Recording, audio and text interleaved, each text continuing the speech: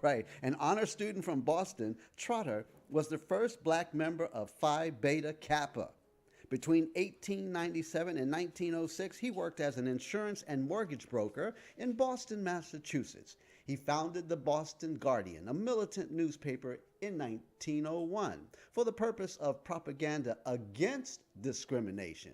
And see, in 1905, Trotter assisted in founding the Niagara Movement but refused to join the NAACP because he felt it to be too moderate and instead formed the National Equal Rights League. In 1919, Trotter appeared at the Paris Peace Conference in an unsuccessful effort to have the organization outlaw racial discrimination. The State Department had denied him a passport to attend, but he had reached France by having himself hired as a cook on a ship. Because of his strident unwillingness to work with the established groups, the civil rights movement has been slow to recognize Trotter. But many of his methods were to be adopted in the 1950s, notably his use of nonviolent protest.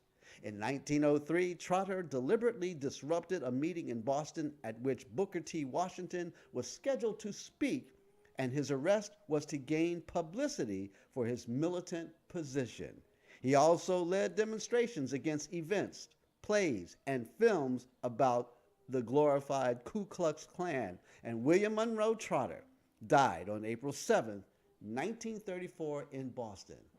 You see, well before Martin Luther King, William Trotter, William Monroe Trotter, a man of distinction, a militant. He took no quarter from anybody.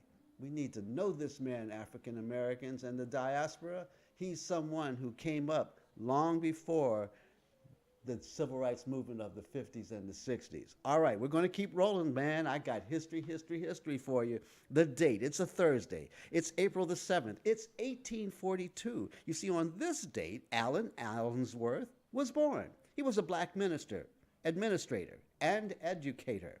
You see, from Louisville, Kentucky, born to slave parents Phyllis and Levi Allensworth, Allen escaped from slavery at the age of 20. During the Civil War, he became a civilian nurse in the 44th Infantry's Hospital Corps, serving in the Nashville Campaign. A year later, he joined the Navy, serving on gunboat in the Ohio River. By 1865, he became Chief Petty Officer. Allensworth then returned to Louisville, where he converted to the Baptist faith in their Fifth Street Baptist Church. He was educated at the Eli Normal School in Louisville and at the Nashville Institute, now Roger Williams University. In 1868, Allensworth began teaching at the Freedmen's Bureau School in Christmasville, Kentucky. He was ordained a Baptist minister in 1871. He taught Sunday school in Franklin, Louisville, and Bowling Green, Kentucky, and was named superintendent of Sunday schools at the State Baptist Convention. Around 1875, he was appointed a missionary by the American Baptist Publication Society of Philadelphia.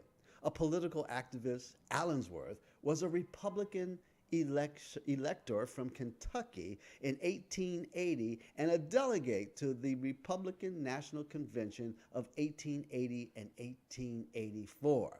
2 years later, President Grover Cleveland appointed him chaplain of the 24th Infantry.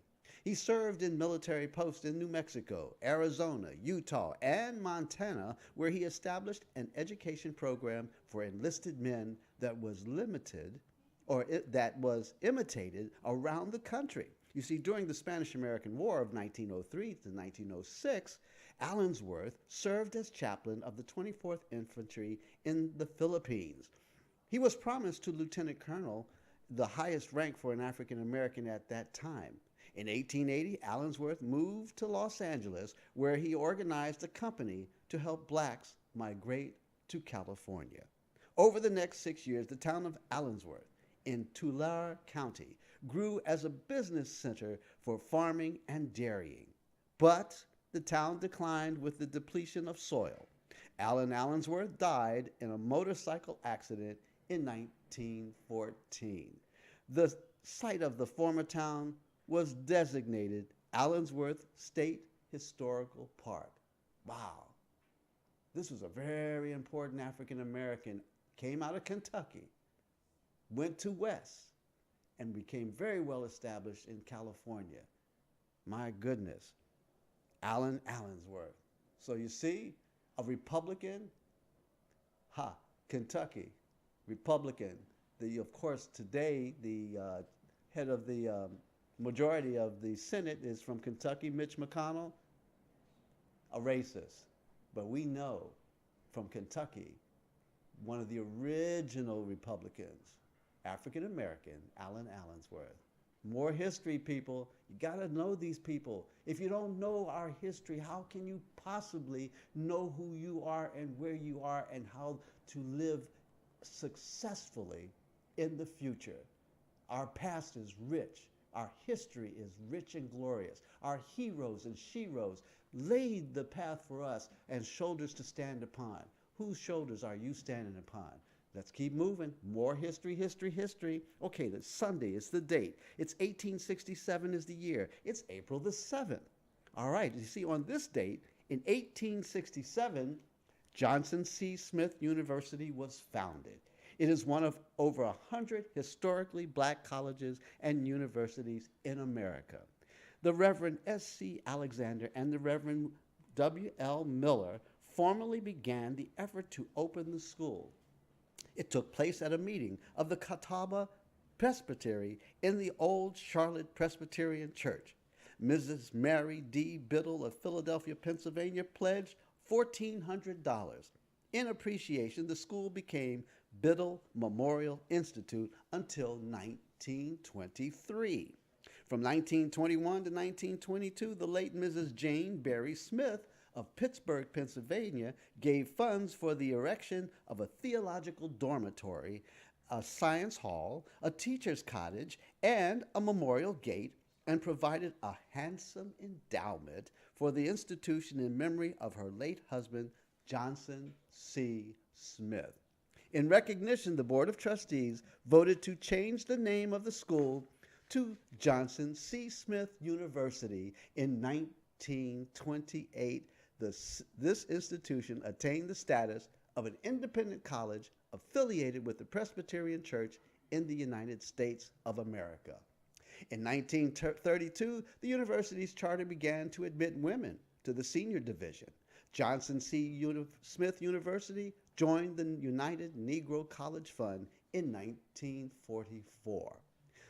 This fund was organized primarily to help church-related schools of higher learning to revamp, expand, and to create new areas of service.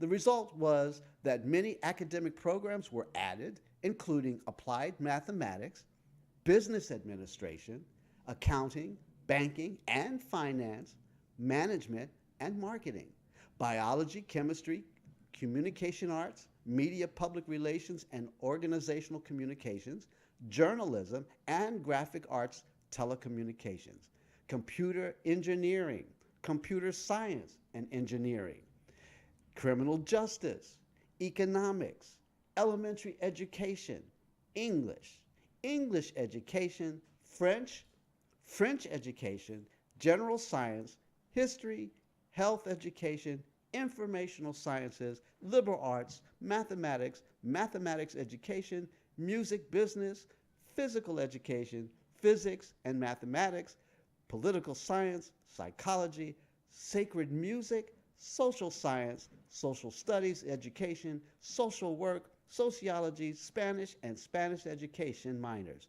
or concentrations, engineering, pre-medicine, pre-law, foreign language, African American and African studies, international studies, music, religion, and philosophy. Today, the 100-acre campus of Johnson C. Smith University can be found near Charlotte, North Carolina. I bet you didn't know that. And one of our historically black colleges, HBCUs as we call them, my goodness, without them, our educational system would be nowhere. But we maintained, we created out of nothing and brought in the most intelligent, most desired, most forward thinking instructors to this college. Oh my goodness, what an amazing journey. Johnson C. Smith University. All right, see, we got history, people. We just didn't get born yesterday. All right. I just want to hear from you. If you want to talk to me, you can call me. 347-884-9839. Let's see if I can get one more in before we take this next break. Okay, this is going to be quick. The year, it's 1909. The date, it's a Thursday, and it's April the 4th. It's April the 4th, and rather, it's April the 8th. And let's see now. On this date in 1909, James Hampton was born. He was an African American folk artist. Born in Ellery, South Carolina, his father was an itinerant Baptist preacher. Hampton received a 10th grade education, served in the Army, and was self employed as a short order cook before he secretly began to work on his lifelong creation. And as a friendless janitor in Washington, D.C., Hampton collected discarded furniture, burned out light bulbs, used jelly glasses, gold and silver colored aluminum foil, and other trash from government offices, and over many years built a throne for Christ, second coming, in a rented garage. A hand lettered sign over the throne proclaims, "Fear not." His construction, the throne of the third haven of the nation's Millennium General Assembly, is considered the finest piece of religious visionary folk sculpture in America. Hampton's brilliant conception currently almost fills a permanent gallery 19 by 21 feet in size in the Smithsonian's Institution's National Museum of American Folk Art in Washington, D.C. He believed he was inspired and directed by God in his work and left a notebook of divine revelations in an illegible script. Excuse me. He also left a record in English of religious experiences, a slight, quiet man who worked hard. Hampton was never married. His project was not known until his death in 1964, when his sister discovered the unheated garage. A Washington photographer happened to answer an advertisement for renting the garage, and Hampton's work came to the attention of the public. The Throne stands as a remarkable testimony to his devotion, patience, faith, and indignation. And imagination as well. Listen, I got to take a break. We got a caller on the phone. I got some more history for you, but my goodness, don't go away. You're listening to the BCS Experience on the GoPro Radio Network. We'll be right back after these very important words.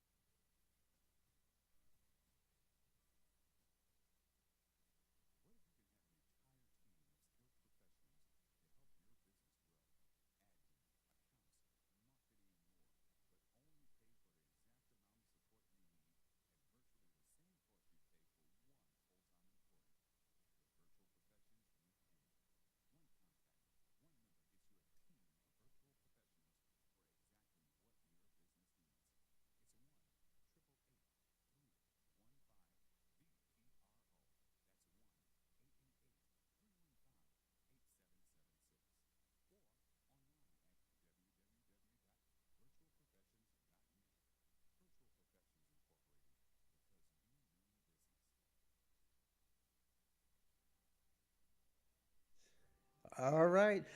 We're back. Hey, I'm Byron C. Saunders, your host with the most. You want to talk to me? Call me 347-884-9839.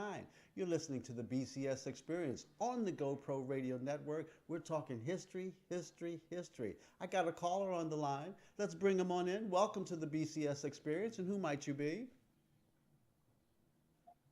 Hey, Hello. this is Andy calling from Africa. How you doing? I'm blessed and highly favored. Thank you for calling from Africa. What part of the diaspora in Africa are you calling? I'm calling from Cape Town. Cape Town, South Africa. Welcome to the BCS Experience. Yeah, It's so nice to have you on board. And cool. it's Andy? Is that your name? Yeah, yeah. Andy. Okay, thank you, Andy. Listen, we're talking about history, Andy, and of course, Cape Town, the Zulu Nation. Your freedom, South Africa, has meant so important to us here in this country. We salute you and your efforts, and I understand that Cape Town, South Africa, and South African government is moving forward, and we're excited about what's going on in South Africa. What do you do there, Andy? Well, I'm actually a researcher and also do some web development projects, startup projects. Excellent, excellent. So, is this your first time listening to the show? Yeah, I just found it on Blog Talk. The sound is a little bit, on Blog Talk, it's a little bit of a low bandwidth quality, but I am just grateful that we're able to chat. So I'm trying to hear you. It's coming through a little bit softly, but it's still working. So it's quite interesting it's quite an interesting topic that you've got going. You're talking about history, so I thought I'd call in. Why, thank you so much, Andy, and we appreciate your calling in. We'll see if we can boost the volume up there, down there for you. But you know something? You're coming in quite clear. We hear you loud and clear. Oh, that's good. All Okay, right. so yeah, you guys were talking about history of, I suppose, worldwide history, and I thought it was quite an interesting topic. I wonder if you're familiar with author by the name of John Taylor Gatto. Yes, I am, indeed. Okay, then you'll know exactly, you probably read his book, Underground History of American Education, which by Yes, extension is actually largely a history of the world's that's right. education in the last 200 years, That's right. And based off the caste system of India. yes, exactly. And Right. So, like when you speak about yeah. go Well, ahead. when you, sorry, the line's got a little bit of a delay on it. That's okay. Yeah, when you speak about the history of South Africa, for example, I think very few people actually realize how history has actually played out. I mean, even if you look at the United States, there's so many different, like, sort of encrypted. You could call it encrypted because you could look at things like the law books and actually realize that the more you learn about law, the more you realize that history isn't actually written the way that we think it is. Yes. For example, I just thought I'd throw this in because your show is about this. A lot of countries call themselves free, but the reality is that they're actually not, economically speaking. Even the United States says, well, we're a free nation, Right. and we've got access to freedom of speech and so on. But ultimately, if you don't have access to issue your own currency in each community or in each state, and people are not free from the centralized banking systems and also the oppressive laws that come with that, are you really free? And we've got the same situation in South Africa. I mean, when Nelson Mandela took over, everyone thought, well, this is great. I was like 12 years old when that happened, so I didn't really know what was going on. But the thing about people don't realize is that, yes, it's great that we averted a civil war and the country continued to be stable, relatively stable compared to a lot of countries in Africa. But the problem is the people are still living under the same fractional reserve banking system that they always were. That's It's right. still the same Commonwealth nation fractional reserve banking system. I mean, we can go into things like how does the system integrate with society, and we can look at the secret societies and things like all three of the new South African presidents that we've had have been knights of the British Empire, which I Yes. thought was quite interesting. Oh, yes. We here in this country, because of course we know that South Africa is under the Krugerrand, and ultimately you're right. The monetary systems that are being controlled by a certain select group of bankers from around the world are challenging of course, our freedoms, and unfortunately, we are kowtowed to their currency policies, which keep people oppressed. And you're right, they're not free. I got another caller on the line. Stay on the line, Andy. I'm No gonna. problem. Okay, and so we have Okay. another caller on the line, and welcome to the BCS experience.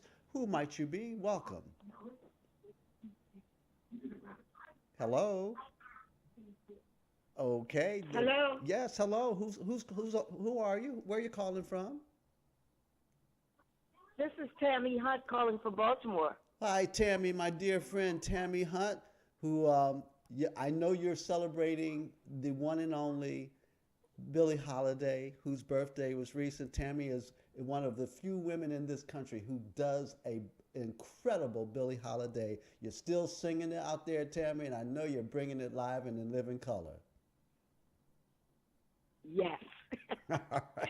Yes, I built an app that's been going all through the social media about Billie Holiday. Yes. And it's coming from my forthcoming book, Baltimore Jazz, Movers, Shakers, and Music Makers, A New History. All right. Well, when that happens, I want you to be on my show so we can scoop the rest of the country and the world, and we'll talk about that book and make it one of the let's make it a New York Times bestseller. Well, it will be an amazing opportunity, Yes, and I indeed. greatly appreciate it. I just wanted to call in and say that I'm enjoying the show and to thank your guest for really bringing to consciousness what freedom is and That's how right. it's based on the That's right. law in every country and how the laws determine our democracy, if you will, Yes. here in the United States All right. Well, I got and more how history. ambiguous I the got. law You're right, and can we're gonna do a show on money because what I'm hearing from Andy in South Africa, and I know down in Baltimore and around the world, because the issues of Africa, and many people don't realize this, that Muammar Gaddafi was really instrumental in trying to get the African countries off of the oil dollar, the petrodollar, and get back onto a commodity of gold.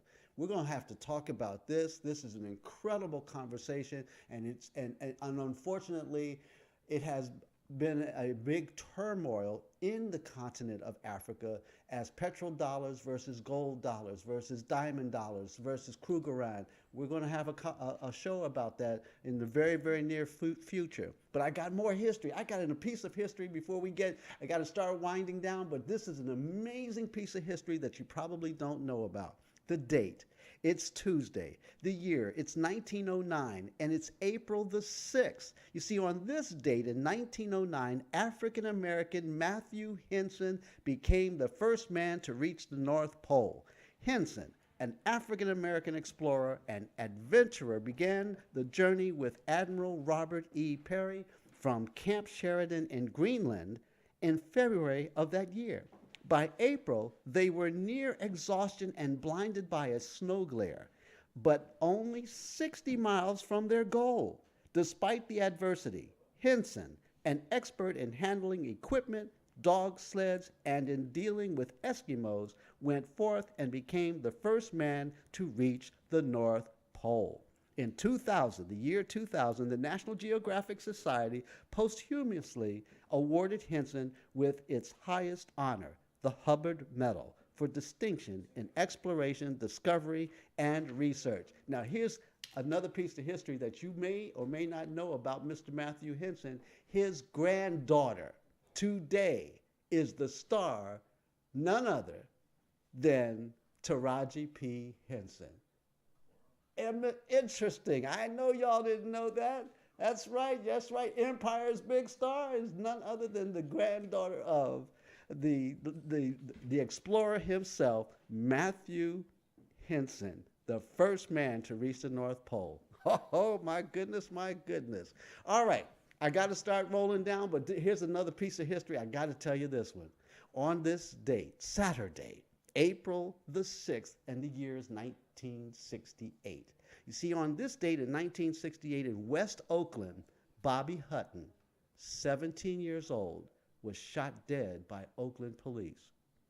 In a 90-minute gun battle, the unarmed Hutton, one of the original Black Panthers, was shot 10 times after his home was set on fire and he was forced to run into the streets in an imminent barrage of bullets. This was all happened 2 days earlier. Dr. Martin Luther King was assassinated after rethinking his own nonviolence doctrine. Why do I give you that piece of history? Because as I roll into the BCS Experience blog Snap News, you know of this most recent incidents that we've had in our country. Young African American males, as well as 50-year-old, just recently gunned down, being killed. We're targets. We've lost Trayvon Martin. We've lost Mr. Rice over in Cleveland, Ohio, Michael Brown, and now this, and countless others all across the country. And I wanted to share with you this information because I started off my show with an incident of the slave revolts in New York that was back in, what was that year? That was in 1712, 1968, Bobby Hutton. Today, 2015. So you see, it's not an isolated incident of racial profiling that's been going on in this country. So I don't want to hear our news organizations talking about how this is just all of a sudden happening. No, it's been ongoing since 1712. And here's something else to consider. This was written in the Atlanta Black Star, April the 4th, 2015. As black, this is the news title, the news article titled, "As Black Citizens Lose Faith in Law Enforcement, a major shift is occurring in Black support for carrying concealed weapons." And this was in the April the 4th Atlanta Black Star, posted by Taylor Gordon. He's the writer. A history would tell it a significant portion of the Black population has long been opposed to carrying concealed weapons. Now that the community has started to lose faith in law enforcement, more Black people are starting to show overwhelming support for carrying concealed weapons. Well, folks, I just cannot not say anything about this because what's at stake here, and if you've been recognizing the increase in gun sales in the white community, is that they are arming themselves to the teeth for what they perceive to be a forthcoming race war, okay? Now, we've got some Black folks. We even had the head of the SCLC the other day who was recently suspended for engaging in a conversation suggesting that now is the time for Black folks to start arming themselves. Did you hear what I just said? The head of the Southern Christian Leadership Conference, Martin Luther King's organization, suggesting that they be arming themselves. Well, here's a little blog, folks. I got to tell you this. I'll interpret what I think is being said here in plain English. Tell me if I get this right. You're suggesting that we as a community arm ourselves to the teeth and in essence engage in an OK Corral shootout with the police, the National Guard, SWAT squads, DEA agents, immigration agents, Secret Service, and Homeland Security. Wait a minute. Did I happen to miss any of the most well-armed forces that have the most sophisticated weaponry of mass destruction ever assembled? Oh, darn it. I forgot to throw in the Army, the Navy, the Air Force, Marines, and Coast Guards representing a country that, and I have to remind you all, did drop the atomic bomb on another people of color, and let's not forget, did it twice to render that particular nation, Japan, and those people completely and totally into a submissive and defeated existence. Have you people like those suggesting we arm ourselves, making this suggestion, ever heard of the 1921 Tulsa, Oklahoma race riots? Remembering Black Tulsa, where an entire African American community of Greenwood, Oklahoma was destroyed by rioting racist white people that even dropped bombs on a community that tried desperately to defend itself. There have been other events in America where the oppressor is more than willing to show you who is in charge and that they really don't give a flying fart about you or our community. Oh, yes. I'll select another well-documented moment that ended in the total annihilation of an entire community. That, too, tried to defend itself from its white racist oppressors. Remember the MOVE organization in Philadelphia, Pennsylvania? That was an entire neighborhood block obliterated off of the map of Philadelphia, Pennsylvania. Even President Obama, during his inauguration weekend ceremonies of his second term victory, honored those remaining brave African American survivors from that event in Tulsa, Oklahoma, at a ceremony that you and I, most of America, missed because the media did not let you in on the solemn event. But it's at that event President Obama called the Tulsa, Oklahoma race riots the worst domestic terrorist event ever in America. That's right, even worse than the 9/11 terrorist event. So I come back to my original question. I'm not suggesting that we do nothing. Let me make that eminently clear. That would be very naive on my part and rather stupid. But I do believe in defending myself, and that defense would come as a last resort defense where the end game is a death to all solution. Take no prisoners. That's adhering to a total military solution that most of us will never, ever choose. However, what I am going to let you know in on is that the solution of arming yourself is a no-win solution. See, I do believe in winning. Is it hopeless? No.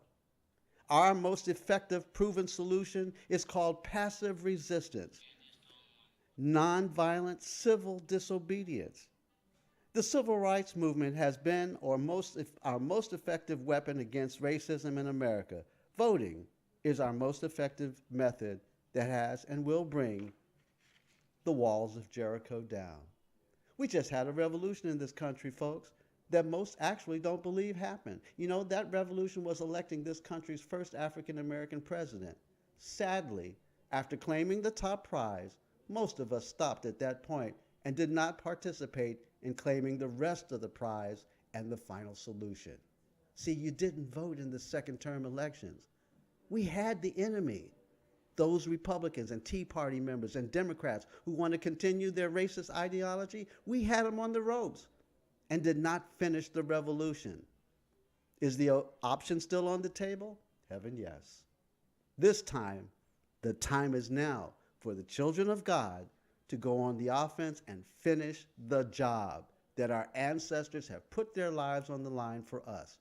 We not only shall overcome, we will overcome till victory is won, like in our national black anthem where it says, till victory is won. May God continue to bless you and your families throughout 2015. Peace and love always. Okay, I got to start winding this down. Tammy, thank you for checking in with me. Andy from South Africa, don't be a stranger anymore. We love you down there in South Africa, my brother. We salute you. Thanks, man.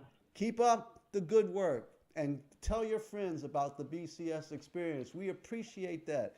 All right, my friends, I got to wrap this thing up. The BCS experience is on HiscoProRadio.com, your social network's live talk radio show, produced and sponsored by Iron Metropolis Images. You see, a special thank you to my producer, Tylon Usavier Washington, and to my crew in the booth, my engineers, Brian, Colby, and Isaac. You guys rock back there. This best show we've had in my memory. Okay, all right, I'm loving it. GoPro Radio, fastest growing network in the galaxy. And a very special thank you to that wonderful music that you're hearing in the background. That's from Andrew Julian Myers and the Jazz Lounge Project. Your support of Iron Metropolis Images is important to us. And there is a wonderful documentary that you need to have in your library that Tylon Usavier Washington made and is available for purchase. It's entitled Disappearing Voices, The Decline of the Black Radio. All right?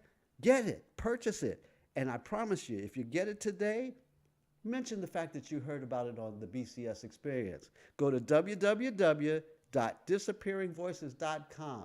You mention it, it's only $19.99, and I guarantee you'll get your autograph by the producer and director himself, Tylon Xavier Washington. All right, tune in next Wednesday when my show, The BCS Experience, History, Arts, Culture, Politics, and Review and Discussion will be right here, live from 5 to 6 p.m. But don't go away. GoPro has more coming up. We the People with Sonny B. Sutherland from 6 to 7, followed by the Earl Morgan Hour from 7 to 8. And then check out The Good Life with Adiaga and Shay. And then stay tuned from 9 to 10 for The Sexy Party Show. Oh my goodness, before you kiss that other goodbye and good night, roll over and enjoy what Mr. Lucario and Pavion O'Connor bring to the airwaves. And then closing Wednesday night schedule is the roll-up. Oh, I know you want to twist one up and take that hit. You got to stay tuned, though, to the roll-up at 10 p.m. And then don't forget on Fridays, we got Check It Out in the Booth right here on the GoPro Radio Network. Hey, I'm Byron C. Saunders, and it's been all about the BCS experience. Join me next Wednesday when my very special guest will be you, my listening audience, right here, and where you can learn more about our rich cultural history and about how it impacts on our lives today. Until then, I'm out of here. For the moment, peace and love always.